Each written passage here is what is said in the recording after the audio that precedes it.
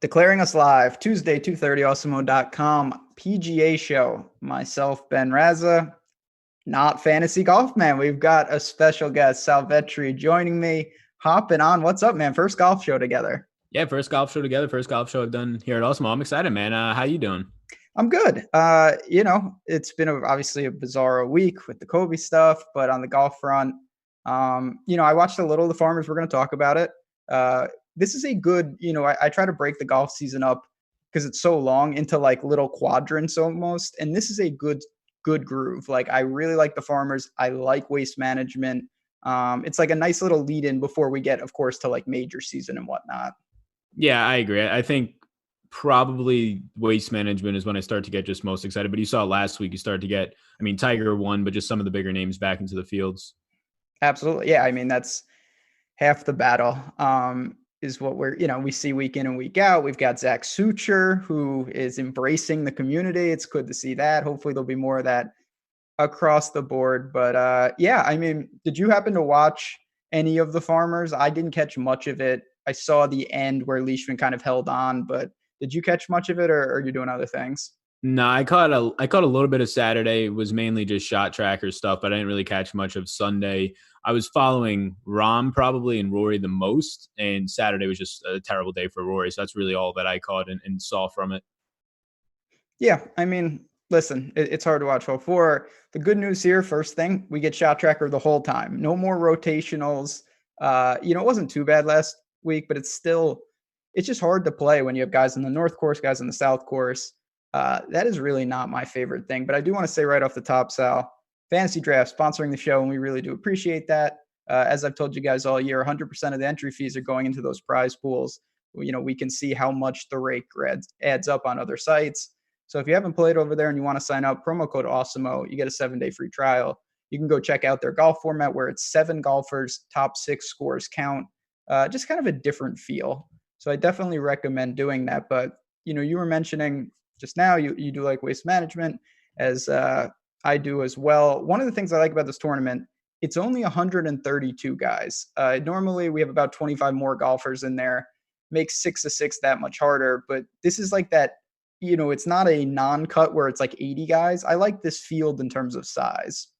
Yeah, I like the field in terms of size. We just got the Monday qualifiers, like you were saying, with Suture, and now we're up to 132 in this one. And it's very similar to last week where, you have Leishman winning it, but the top of that leaderboard at Farmers was a bunch of names that you see. Pretty much everybody in the top 10 you would expect most of them to be there if I told you at the beginning of the week. And this week is very similar. And with the field being smaller, you also have a lot more of the field being $7,000 or more players. So there's not as much to choose from, which is probably a good thing in that 6K range.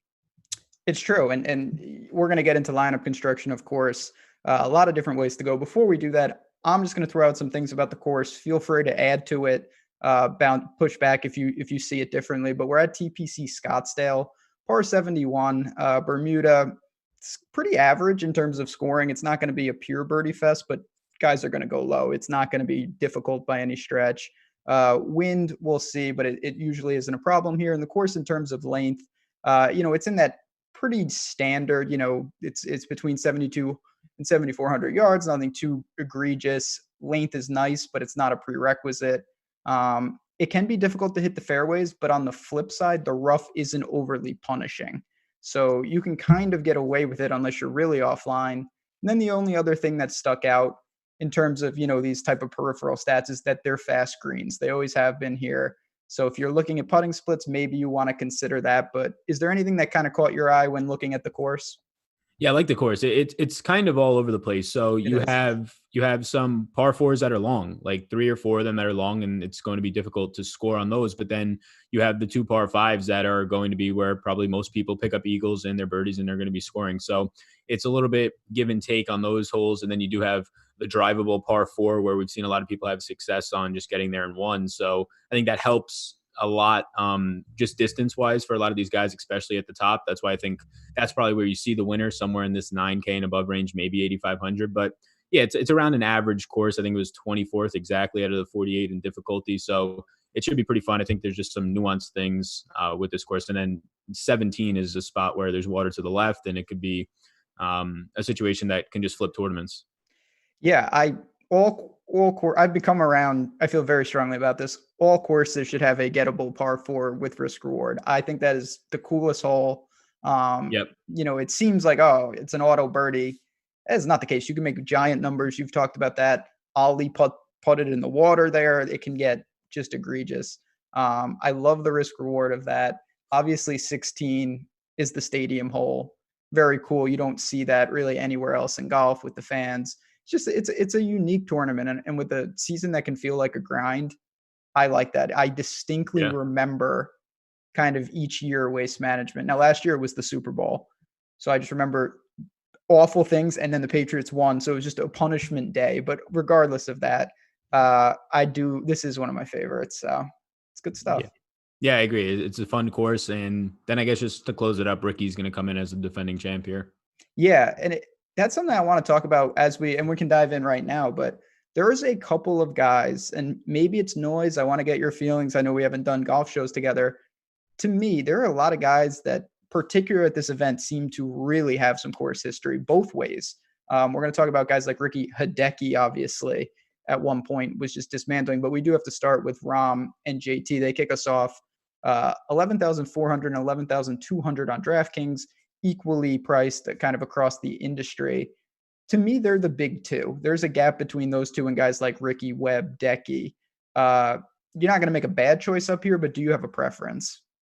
Yeah, you said it. Like, you can't make a bad choice here. I think I slightly prefer Thomas in both betting markets and then also DFS here, but it's so close. Like, I don't think the $200 saves you much.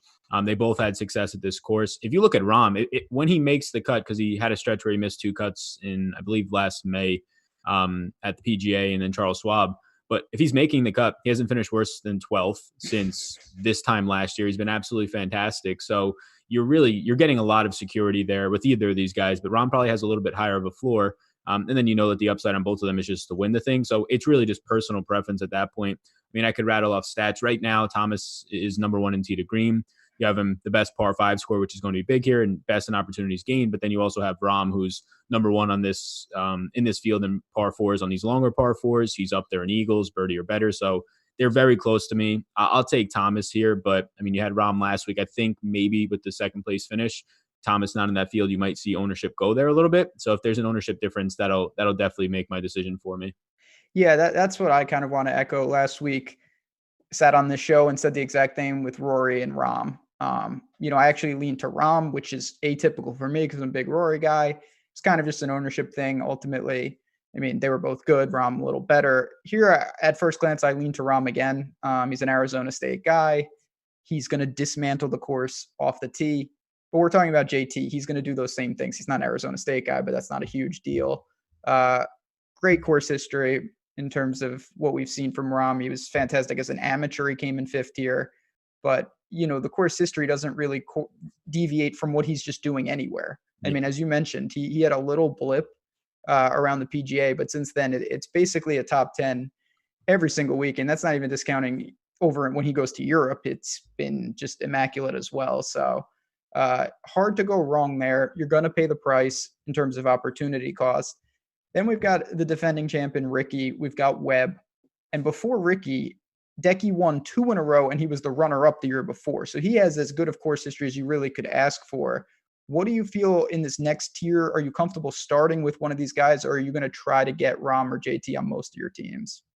So I'm okay going either way. Right now, I'm going to try and get Rom and JT and see what we have at the bottom. That's what I've been trying to work with. But I think starting in this next range is completely fine too.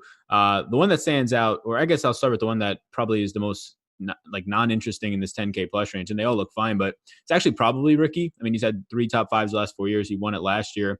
It's more so just a product of who's around him. You could even throw in how he's playing right now. He's playing fine, probably a little bit above average. But when you're talking about a guy who's 10-5, you need a lot more than a little bit above average. So in a lot of these key areas in terms of approach, he's 64th. Just DK scoring right now, he's outside the top 50. So I'll favor Simpson and Hideki here. I'll probably choose Webb over Hideki, depending on what ownership is. I'm just assuming just Hideki's course history. You touched on both wins here in 17 and 16. So we'll see what happens there with ownership. But Webb right now is just playing fantastic. He's number one in total strokes gained. The putter is hot. He's third there right now in this field. Birdie or better is all fine as well. So 14-1 to win this swing. I saw Hideki at 25-1 in some spots, so maybe a little concerning based on the price. But right now, as out of this range up top, I would say that my interest in getting to them are probably JT, Rom, Webb, and then Hideki. So it's interesting. Ricky's the guy I think that bears the most discussion. Webb is playing fantastic. He's just been great for a long time. I have no problem with him. Ricky's just not playing well. I played him last week. Once again, he had an opportunity to sneak in the cut, didn't get it done, missed on the number. But as you said, it's not like he's playing awful, but you're going to anchor your lineups with him most likely. 10-5 is seriously premium. Course history is fantastic. He needs to get back to not just being a good putter, but being an immaculate putter, because his irons, as you just mentioned, they're not elite. They're good enough, but he's not going to carry it. Whereas you look at these other guys, I mean, so Decky's played here. Let's go to the videotape. We've got Decky's course history. He's played here 5 times. His worst strokes gained approach was 5.6. He's gained over 6 strokes with the approach in 4 out of 5. He's gained 10 strokes or more tee to green in every single time he's been at Waste Management. He hasn't done anything really with the putter, and he still won twice, came in second once, fourth, and a 15th last year. So you're paying the tax in terms of course history. If ownership comes with it, that's a little concerning, but I still feel very comfortable with Deck. He's certainly going to be on my lineups. Yeah, like if we were to have just even ownership on these guys, then I would probably have Hideki over Webb, and he would push Rom for me. But right now, I'll probably put him right around that second tier, right with Simpson, and go from there. So then working down, I think a lot of these guys, of course, everyone garners ownership up top, but there's going to be some real popular guys. This is the most interesting part. If I could reveal, if I had a magic wand, this is what I'd want to know is guys like we've got Xander, Tony Finau, Kuchar, Woodland, Morikawa. I'll even throw Bryson in. It's really the 9K range. Xander is tough for me to gauge. Honestly, I really struggle with him. He's played here the last couple of years. He's been fine, hasn't popped by any stretch. And then I'll pass it to you. I just want to mention this.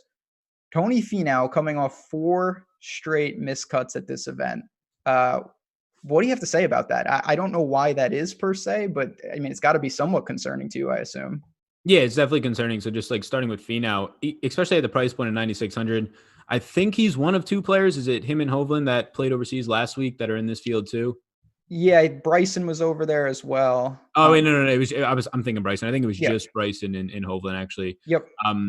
Finau. So yeah, right now at 30-1, you mentioned the 4 straight missed cuts. When he made the cut, he finished T22 and 15. He's playing well at this point. I mean, he gets a T10 last week, but not one of the guys who's just a lot of the big names up there. The putter is the only thing not coming with it right now, 111th in this field. He's fine on the par 4s between the distance that matters here. But yeah, it's just the course at this point. You see 4 straight missed cuts, hasn't played well here at all. Sometimes hasn't even been close to that cut number. I think coming into this one, this is probably the best he's played. So we'll see what happens with ownership. He's usually a popular guy. I imagine just media and podcasting is going to just touch on him having no success here, and that might draw the ownership down. At that point, it's probably just still a pass for me. If he was 8,600, it's a different story. But like you touched on with Ricky, it's a spot where you're still anchoring your lineup as the number 1 or 2 player in there with Finau, and not a guy who showed you much confidence to believe in him here. So right now, I don't have interest in him. Yeah, I mean, listen, there's a lot of people in the industry, certainly much smarter than me, that can tell you maybe it's just variance, maybe it means something, maybe it means nothing. I kind of tend to look at what I can see. He's a great golfer. He's missed 4 in a row here.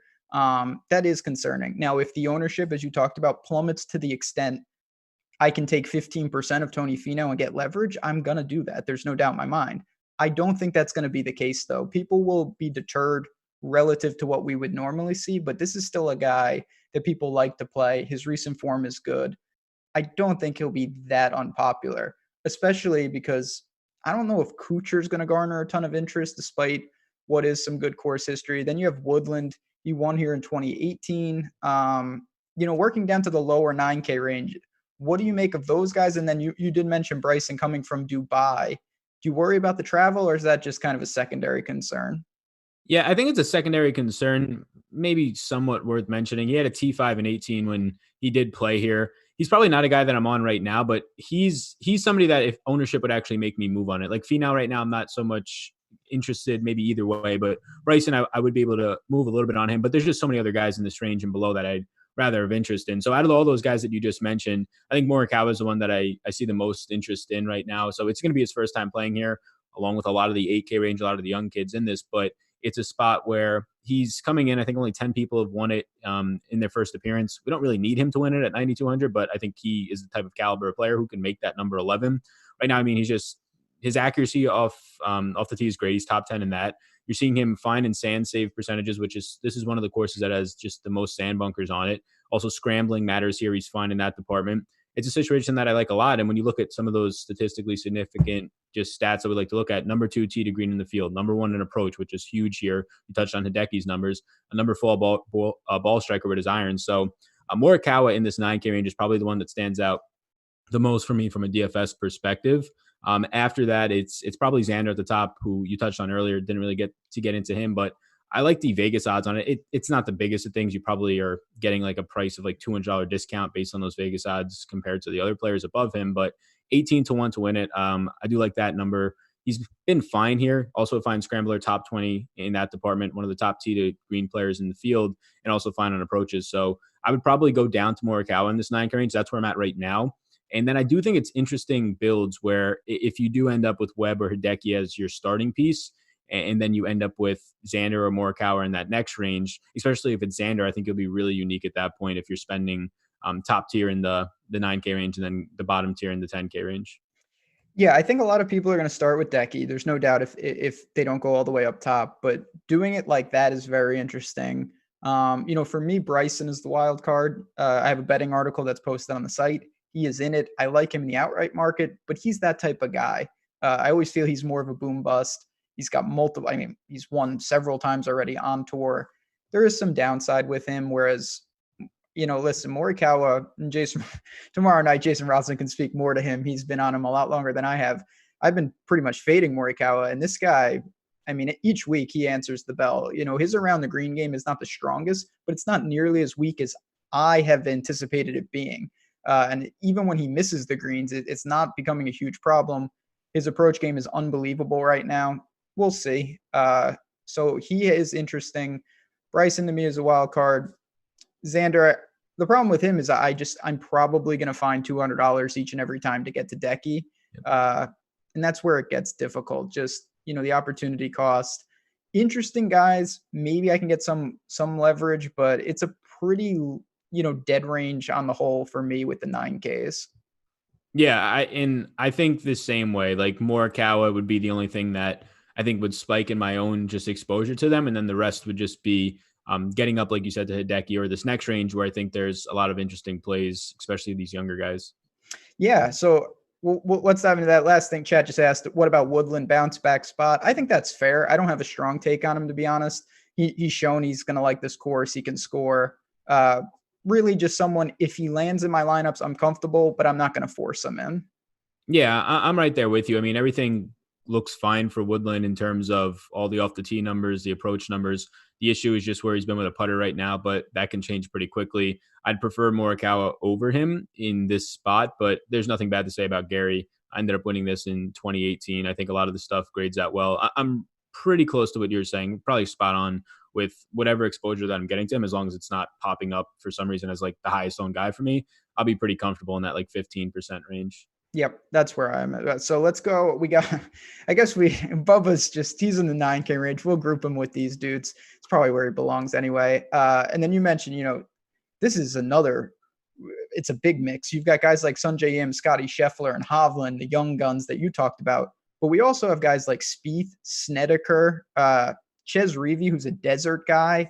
The floor is yours. What sticks out in this upper 8K range? Yeah, so I think it's a lot of these young guys right now for me. So just touching on Bubba at the top of it, I had a lot more interest last week. He had the T4 here last year. His par 5 numbers are fine, which is important here, scoring on those. But a lot of the other stuff at this price point, I'm probably just going to get away from it. I liked where he was priced last week a little bit more. I believe he was just all the way down in that 7K range. But now getting into this 8K range, So I think the thing that stands out to me the most is the price range and what the ownership is going to look like on both Hovland and then Scheffler. So they're right next to each other. Right now, I do prefer Hovland. He's 8,400. He's a spot where he's just top 5 in everything that matters: approach, tee to green, ball striking, everything right now, even off the tee game. Everything looks fine there. He's number 1 in opportunities gained. He's playing fantastic. Scores on par 5s, scores on par 4s. So his betting number is really appealing to me.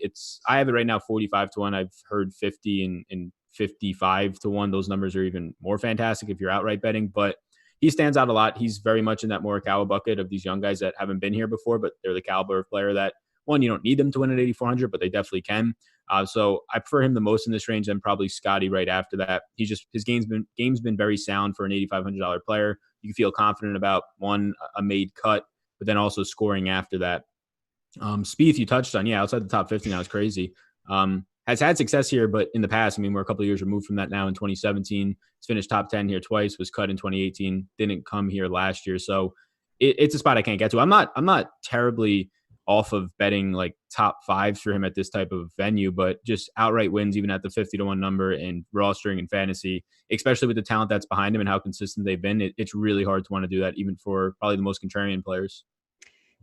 The thing with Spieth is that you have to really decipher, is it bad data at this point? Because if you look anywhere that he's played a bunch, most likely he's got some good course history because he was top 5ing and competing everywhere. Yeah. Is he the same golfer? I don't know. Now, I don't think it's over for him. Let's not get crazy. But right now, it seems time and time again, the only time he hangs around is when he has an outlier around the green or putting performance. And even when he does that, he hangs around to like 30th.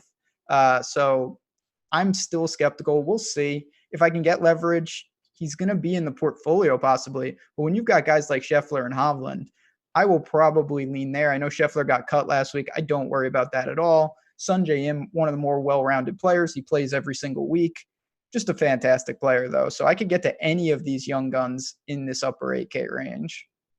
Yeah, I'm completely with you. I mean, you can go, Sungjae at the top, finished 7th here last year. He's been scoring as well. It's a situation where I do prefer Hovland and Scheffler a little bit more, but he might be the guy that I have the 3rd most interest in this range, depending on what your salary cap's looking like. But yeah, just touching on Spieth again, like last week, if anything, he probably comes away just a little bit more confident. His off the tee numbers were pretty much a wash, so that looked okay. He was great around the greens, and with the putter, he actually ended up losing a stroke. So he finished 55th there. He made the cut, but like just the tee to green numbers that we're used to from him are not gaining 1.4 like he did last week. But again, it's a 1 week sample. But if for the crowd that does want to try and take the step. No, it's true. Couple things. One, it is a question we have to answer. Where is Tim? Tim is traveling. He was in Florida. He's in the air. And then equally, maybe more important, big stacks, bro. We really appreciate the super chat there. Love the content. We appreciate that. You had some good teams, you said. That's what we like to hear. Having a sweat last week. We're going to keep that rolling. It's a long season. That's the plan. Even I did okay last week, so you know it's good. But the guy I want to ask you about, listen, you know, the thing in golf, I hate to sound like a broken record where it's like if the ownership is low enough, you can get to him. Because that's true, I think, to almost everyone who's not a terrible player. Were you stunned, or maybe is it me, to see Brandon Grace up at 8,700? Yeah, no, definitely. And I don't know how. So maybe stunned might be a little bit. Like if I would have seen him at 8,000, I would have been okay with that. So the 8K range is fine. Even like 82 or 83 starts to become surprising, I guess. But yeah, 8,700 compared to the guys that he's around is a lot. But I mean, yeah, I guess the guy's been playing great at this point. Great's probably an overstatement. Been in playing South fine. Africa. Yeah, exactly. Yeah, it's a spot where like scrambling numbers for him here aren't going to be looking good. The course, if you're asking like course fit for the price, it's probably the complete opposite of what he needs. Somebody who doesn't score on par 4s, can't pick up the putter opportunities at that point. His around the green game is probably the best thing he has there, and even that is like top 20 at best in this field. It seems an egregious. Listen, he's won an event recently in South Africa. He came in second here last year. That's why we're seeing it. Yeah. But I was just like, all right, if you asked me where Grace was, I would have said 7,700, like a full 1,000 lower. So it's tough for me to get there, when we've got those guys. And then this is a range as we kind of close out the 8K. It's definitely not the same in my opinion, caliber of golfers, but it doesn't mean we can just omit these guys. We've got a guy like Ches, who is a desert guy, he's a Las Vegas guy, great course history, especially recently. Ryan Palmer, who was in the tournament last week, Cam Smith, who just won an event, and then I guess it's a short recency bias, kind of the forgotten new kid, Matthew Wolff, who's starting to struggle relative to what we've seen with Morikawa, Hovland, and Scheffler. What do you do at the bottom of this range? Yeah, so I think Ches actually does stand out. He's had the two top fives, two top fours the last 2 years here. He seems okay. Probably a guy that I feel fine getting like, I would imagine I only come in like 5% just relative to the other guys around him. Maybe ownership changes that. But Palmer, yeah, I think there was a stat. It's something like 70% of the golfers the last 3 years. And it's really just a trend that might not have any bearing to it, but finished in the top five, played the week before, so that would bode well for a lot of these guys. But Palmer is one there, ended up playing fine for 3.5 rounds last week. He's a spot that I probably don't have as much interest in right now here. Missed a cut to it of the last 3 years. Wolff is the one that I would like the most. If I was down in this range, I would probably end up getting to Wolff. First appearance here last year was a T50. It's just a guy who has distance. You do need that on that par four where you can drive it on these par fives to pick up scoring on those as well. He's a guy who does well in those par fives, and I imagine that'll continue here. Top 25 player in that situation. Also, right now, pushing top 10 in opportunities gained. So when you're talking about a guy who has the combination for this course of just getting you there, whether it is driving the par four, getting there in two on these par fives, and then being able to also close and finish, I think that's huge. So at $8,000, I actually have a lot of interest in Wolff, probably right behind Hovland, similar to Scheffler in this range. Yeah, Wolff is the guy that I'm also interested in. He debuted here. Waste Management was his first I tournament. believe so, yeah. And he actually was kind of in it for a little while. Then he regressed a bit, but he's going to gain off the tee. I think we know that. Last week was the first time his irons actually carried him for a stretch, which is I really hope to see more of. He needs to get that going. He's not a good scrambler. The putter's going to come and go. I don't really consider that with basically anyone at this point, but he needs to do more than just mash it off the tee. I think he'll do that here. The price is more than reasonable. The ownership's not going to be sky high. I feel very comfortable with him. I'm not a Ches fan. I'm trying to work through it year after year, but this is a good spot for him. Gonna be, I preach correlating builds. I'm not sure I'm gonna have like Ches and Hovland on too many teams together. They kind of do some different things, but certain builds, Ches may fit in nicely, and I'm pretty comfortable going there. Any final thoughts on the 8K, or do you want to start moving into kind of this mid range? Yeah, I think we're good to go into the mid range. It's loaded with these young guys who, for me, stand out the most. This is where we're going along nicely here. It's going to get a little rocky with the sevens. There's a lot of my guys here that get me into trouble. We start off with Jason Kokrak. That is not my guy, but we've got him. We've got guys like Corey Connors, Daniel Berger. I'll certainly have thoughts on him, Harmon and Knox. Anything that is standing above the others in the high sevens? Yeah, so in the high sevens here, I like a lot of the numbers on these guys just outright. So if we're looking all the way up at the top, Corey Connors stands out for me here. I mean, you know what you have to do at this point. He's going to have the distance. He's going to probably be able to get you there if the accuracy is going to hold up. The approach play is completely fine too. It's just a matter of when he gets to the putting surface. So I'm okay with him at 7,900. Not anything that I feel like I need to get overweight on. At this point, I don't think he's played here yet. So it's a spot where 7,900, I feel okay getting there. Brian Harmon, I might have a little bit more interest in. Made the cut all 4 times he's played here. Hasn't had anything above a T24 when he has played here. But he's coming in playing very well. He had a T21 at the Amex, and that was a situation where it could be a little bit foggy because he gained 3.1 strokes putting. That can change completely. But at a spot where you see that in couple weeks before, it is good to see. Scrambling's fine. Tee to green game is fine for him as well. So Harmon and Connors at the top, probably prefer Harmon over Connors and Kokrak, that whole range right there at this $7,900 range. And then the other one that I think the number is really good on it is probably Benny Ann. He's 80 to 1. Probably like him more in the outrights, but is completely fine and one of the guys in this top range that I expect to have the most of. That's right. 80 to 1. He made the betting article at 80 to 1.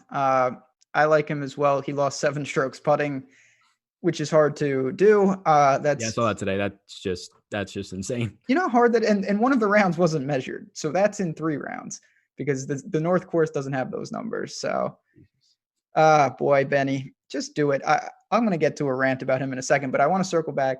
The range that you mentioned, guys like Harmon, Knox, Keegan, Berger, all of them historically, and I think even this week, are going to be cash plays in that conversation. They're making a lot of cuts. They're middling results, a lot of T30s, T26, 28, stuff like that. I feel pretty comfortable with most of them. Fantasy Golf Man wanted to pass along. He does like Berger. I've been playing him. The tee to green game has been good. Honestly, it's been the putter. And that's really atypical for him long term if we zoom out. He's not a bad putter. I like him at short tracks. Obviously, he's won St. Jude's twice. That's a par 70. I don't mind going there. I'll echo your thoughts on Brian Harmon, just playing good golf, and this is a good course for him. The wild card to me, and then I'll get back to Ben Yon, is in my mind is JT Boston. He's shown some upside. He's been a little erratic, was cut at Sony, middling at Amex. He won Wyndham last year, can get hot with the irons and off the tee, and he's a good putter, really. Do you have any interest there as kind of an off, maybe a pivot for some of the more popular guys?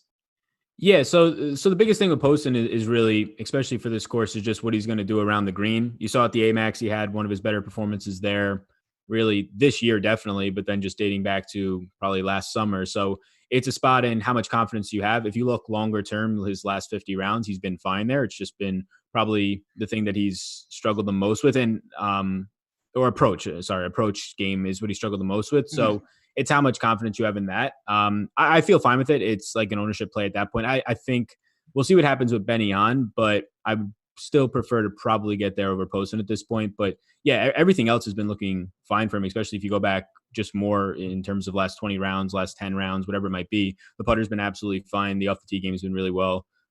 Yeah, I think he grades out fine. It's just a matter of what the ownership comes in and how much you're willing to leverage off of him.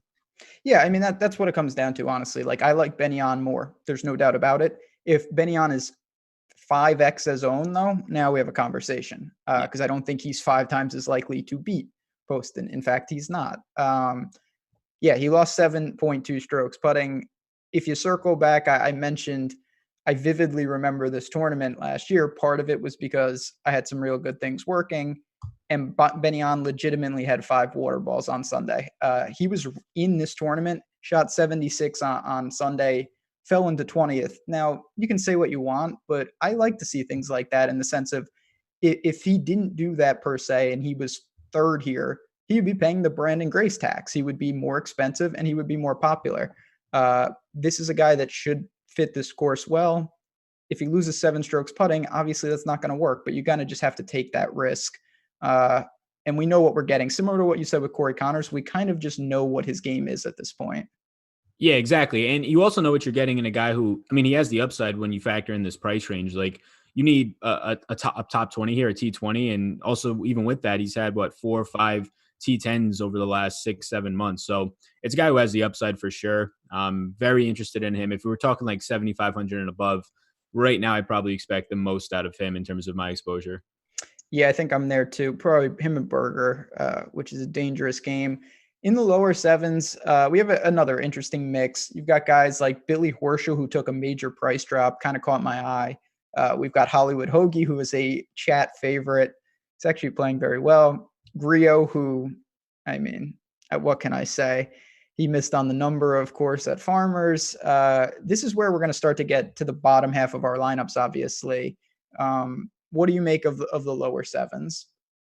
Yeah, so it starts where Griot is, and then Griffin at 73, 72 for me is what stands out. Yeah, I mean, you've had Griot. He ended up at the Sony is where he finished T21, and you had just what you need there. He ended up getting over a stroke putting. Everything else has looked fine, and that's his biggest thing. So it's a spot where he's made the last 4 cuts, I believe, here, T33 last year. Nothing enamored with it. You're starting to get to that 6K range where you need these guys to pretty much make the cut and do a little bit after that. That's what he can do here. He's the number one. I saw it this morning when I was looking. I think I saw it last week. He was up there, but now he's number 1 in ball striking in this field, number 2 in approach, top 10 tee to green. So you just need the putter at that point. Lanto probably been disappointing people as of late, just in terms of how high he's been owned in some of these DK contests. I'm fine getting back to that at 7,200. Maybe you have some people running away from him from being burned. He's actually, for whatever it's worth, on a spot where you're going to see a lot of eagles on these par 5s. He's somebody who can pick up eagles. He has been doing that. So those 2 stand out to me at the top of sort of that lower 7K range. As you go down a little more, it's just outside middling interest in guys like Carlos Ortiz, who could pick up points in terms of fantasy aspects. Kyle Stanley, Matt Jones, those types of guys grab my eye a little bit. I guess I would throw in another one that I have a little bit more mild interest in, sort of this checklist I have.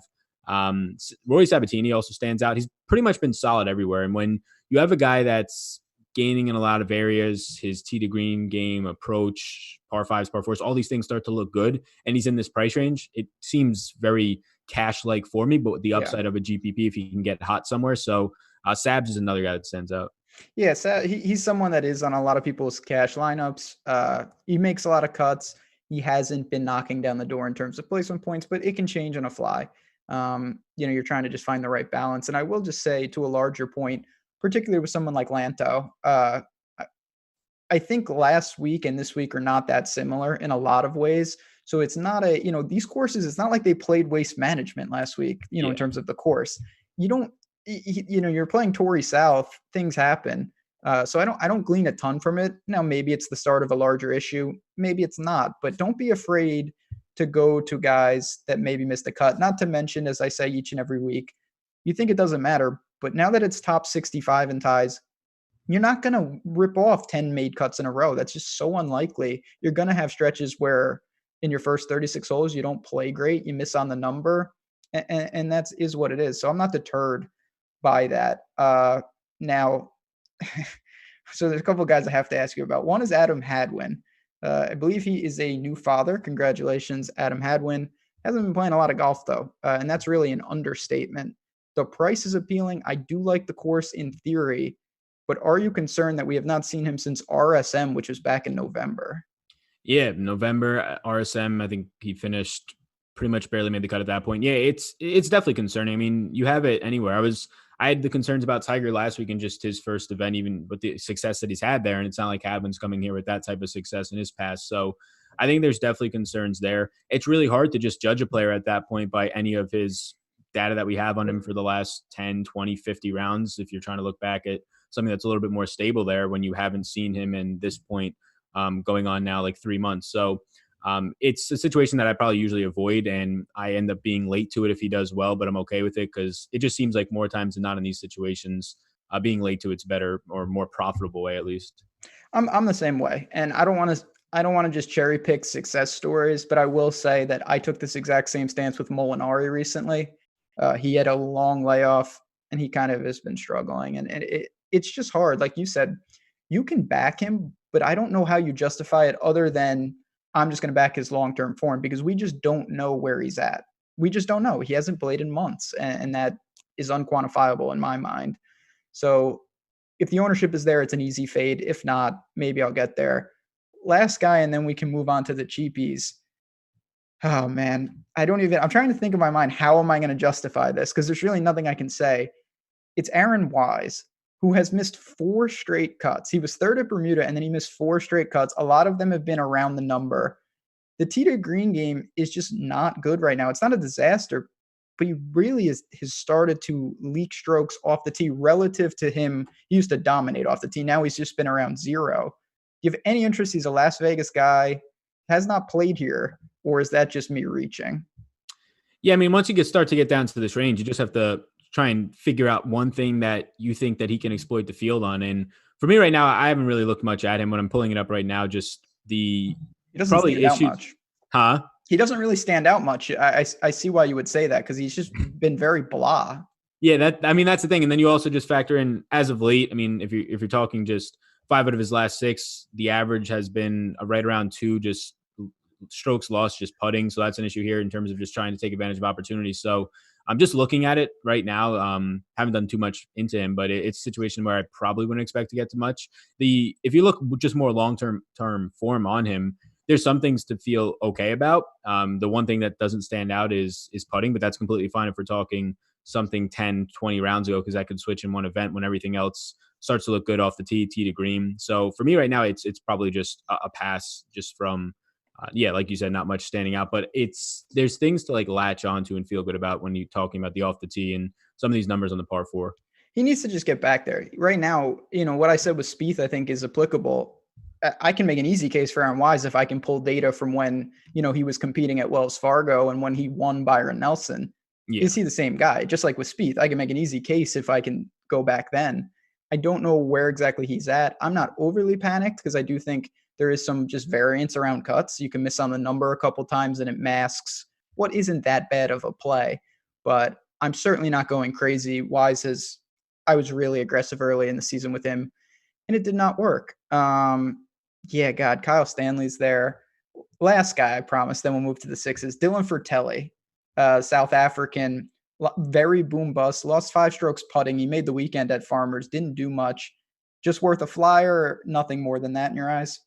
Yeah, I think he is worth a flyer. I have interest in pretty much like the type of guy if I'm playing like a 20 max lineup that he'll get into like one of them. So I guess it's not much interest at all. The putter has been pretty much ice cold. There's a lot of spots where his game right now is just all tee to green type stuff. The putter is not coming together. So right now I have him in 1 out of 20 lineups. And at that point, it's just because I really haven't capped player pools too much. So I guess worth the flyer is probably like the best that I could say for him. But you did touch on just Kyle Stanley around him, another guy that I have in one of those lineups. Missed a cut here the last 2 times. But if you're looking at the way that he's playing, it is fine. His game sets up somewhat nicely here. The problem is he's just inconsistently, and can you get him to actually go low? I would say that's the biggest issue for him is going low on these. But he's a guy who stays fairly accurate, is fine in approach. He's not going to be able to rely on the driver as much to get to those points, but it's just staying accurate at that point, which he can do if it's just a matter of making the cut for you. Yeah, I mean Stanley's a guy I usually get over the field. I will say I thought Kyle Stanley was on my short list. Just to step back for a second, he gained 7 strokes on the approach at Shriners, 5.6 at Houston, 4 at RSM. He took a 2-month break, came back at Sony, and he's lost in all 3 on the approach. I thought his irons were cooking and really revving up. Has not materialized in 2020. Needs to get back there.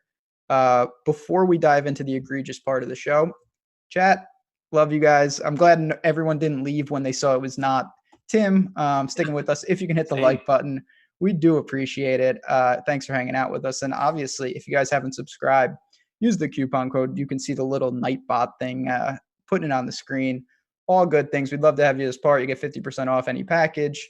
We've got Slack, we've got projections, we've got ownership. A lot of new tools coming out, not just on the DFS side, but on the betting side. I know Sal was mentioning outrights throughout the show. I've been making an article. Jason Roslin been chipping in as well. So we do have that covered. And I do want to say, and Sal knows this as well, we've got some things for the Super Bowl working up later this week. So we hope everyone will clear their schedules, particularly on Friday. Got some really fun shows coming to you guys. Going to have the whole team involved, and I can't wait for that. But working down now, comes with the territory. We're going to need guys like this, even if it's not comfortable. My boy, I'm going to coin him my boy. Harry Higgs is here. We've got some other guys. Affy Barnrat. Who is possibly going to be that last man in from the high sixes for you?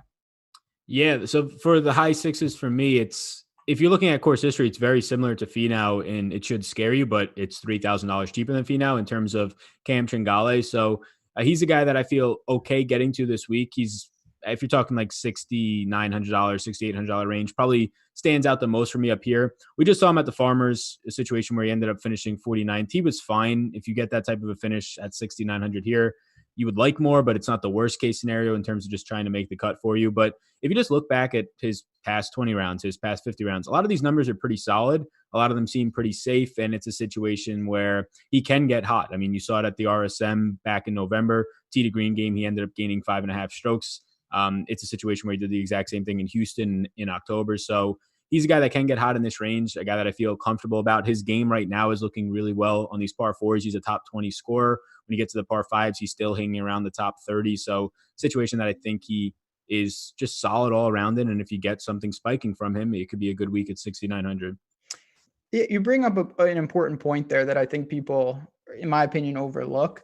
It's not created equal in terms of viewers. Like Tony Finau's course history to me is a bigger problem only because if Tony Finau comes in like 18th, that's still not great. Whereas Cameron Tringale's course history, you're just hoping he makes the cut. If he makes the cut, he's done his job. There's such a bigger room to get there, whereas the more risk you incur with that salary. So I totally get that. Last thing I'll say about Tringale also, another guy who's a bad data candidate. He was missing cuts everywhere for a while. So it's not a shock to see some bad results at Waste Management. You look now, he's working on he hasn't missed a cut since Northern Trust in August of last year. That's a good stretch of golf, gaining consistently with the approach. Harry Higgs is a guy that I've been buying. It's been going great. I do think people are going to jump on this week. He was like 1% owned last week at Farmers, came in ninth, gained across the board in all four categories. I'm not saying that's a red flag. I think it's great and he's playing very well. But for ownership, particularly, it is a red flag. So just be aware that you're not going to get him at 1% this week. Yeah, you're not going to get him at 1%. But if you're talking about just the opportunities that he's putting himself in, but then also just opportunities gained, all of that looks fine. He's looking fine, just gaining strokes, like you said, pretty much everywhere at this point. Off the tee has looked really strong. He's the guy that I have interest in as well. I'd say the biggest concern is just when you get to those right now par fives and how low can he actually go relative to the field. But it it almost at that point is if you're picking up birdies here and there on those, that's all that really matters in this price range. When you're talking about the guys who have distance on them at the top end range, you want them to have the opportunity to pick up the eagles and actually win the event so it pays off. But at this point, as long as he's getting there and scoring on those, it'll be fine. So that would be my only concern, but the price point kind of factors it out. Yeah, and I mean, if he doesn't get a snowman, that's step one. The guy makes quad bogeys like there's no tomorrow. Couple other names, Chad has thrown him out, and I think they're interesting. Sam Burns, he is a Bermuda guy. He came back, he was hurt, sixth at the Amex, 49th at Farmers, but he did gain both off the tee and with the approach. I don't have a strong take. Maybe you do. I think he's fine. At this point, you're really pulling on anything you can find to just round out your lineups. Yeah, I don't have a strong take there either. I think one where maybe I have a little bit stronger of a take, ownership might follow it because it has been lately to an extent, would be in some of these smaller fields, really. Just Redmond, I have some interest there. You're just another guy who's just accurate. We touched on earlier. I might not get you there with the driver, but you're just hoping for something else to spike a little bit. Right now, par fours, he's been absolutely fine on in terms of getting low on those, and you're going to have some long ones here where he's been, at least so far this season, well. You have top 10 numbers for his irons right now. So at 6,600, it's another guy who stands out that he's really good in one or two areas. And if he can keep that consistent, it should be fine for you. If anything else clicks, it should be really fine for you. Do you have any interest in Effie Barnrat? I know I mentioned him. It's a guy that it's always tough because he plays all over the world. We don't always have the data on what he's been doing. 6,800. I'm indifferent. Again, not a strong take. You have him, you have Grayson. They probably are flyers at best for me, maybe in aggressive stacks, but the iron's not good for Barnrat. Just a guy that can score, though. Yeah, that's the thing. Like right now, I have just really no take on it. But if somebody came with me with some sort of hot take or some really strong take, I would say that's completely fine. There's just no take for me right now at this point on him. There's not much for me, one, to really go off of or feel confident about or compared to the rest of these guys. So, yeah, right now, I don't have any exposure to him. I would say that the one thing that does stand out is probably just how he can just score from a fantasy perspective, especially in this price range. And you're getting him at a price range that's maybe $200, $300 underpriced. I could, if he was 7,000, 7,100, I wouldn't bat an eye at it. Yeah, this is Masters champ Charlie. Poor Schwartzel. Don't play him, people. Times are tough for South Africa in general. All right, I'm just going to open it up really because in the sixes, is there anyone in terms of pure value that, I've seen some names. We got Brian Stewart. Someone asked about Chris Stroud before. I'm not really there. He'll be like 1%. Who is there anyone you feel comfortable really diving for? Man, so I think it was last night. I was just looking more into Mullinex, and then I didn't think I could find anybody that was worse on the greens than than Benny on last week. But he lost almost 9 strokes putting, 8.9 to the numbers. So, man, and it's been bad in just a lot of different categories. So, I mean, you saw the success here last year at T15. His game in terms of looking at par fives and just distance in general is nice to see, but he can hit it far, but you don't know where it's going at that point. And yeah, so I just thought it was crazy how much he lost there. So his game is just in flux. So probably not somebody. I saw somebody mention him that I'm going to get to in this range. Really down here, it's just picking pieces from Redmond. I think Streelman's okay in this spot. He's been pretty good off the tee right now, a top 10 player there. I do think Sandsave is going to come into play at some point. A lot of these guys are just fine in that category, but for what it's worth, he's one of the more premier players in that department when there's going to be a lot of bunkers that you're going to have to save out of, you're going to have to scramble out of. So Kevin Streelman is another guy probably to toss out 6,800 that I have some interest in. Yeah, I mean, I throw Chappell with him. Guys that are like, I think they're just better players than their price. They're just not in particularly good form. Chappell's working back from major injury. Yeah, honestly, Chris Kirk, same thing at 6,300. I'm not looking to get there. I'll mention one last guy. We can give some final thoughts and we'll bounce on out. JJ Spawn has been a project of mine for a long time. It's been bad. He's been hurt. He comes back. He plays bad. He was 30th at Farmers, but he gained significantly with the irons, and he was positive off the tee. Just couldn't really putt, couldn't really scramble, which is not what we normally see.